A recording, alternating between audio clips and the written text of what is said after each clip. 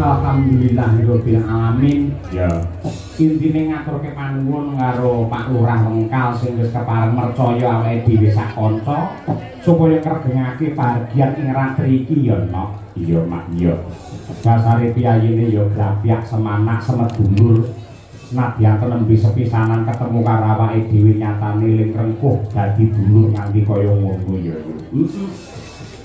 Mula pamanengan ngasta dadi kepala desa nganti rambah kaping pindho utawa 2 periode wis mempel wis lumrah genah lamun to gelem tresnani masyarakat lan uga bener-bener ditresnani karo sagung para kawula kabukten bareng kagungan kersa sing rawuh semene akeh.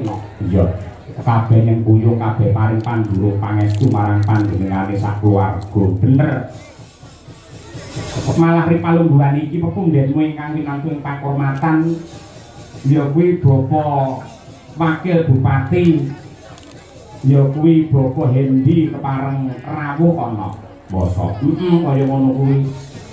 Mula kang mangkono menika wonten dawuh saking Mas Siswantara supados Bapak Wakil Bupati Mas Hendi saged bertatap muka lan ugi nyambung rasa kaliyan sedaya para pamirsa.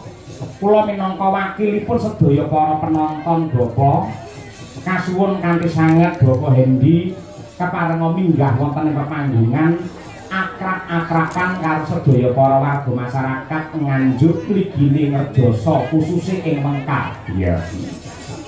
Mula saking menika monggo dumateng Mas Hendi katuran minggah wonten ing pepanggungan. Duduk, duduk.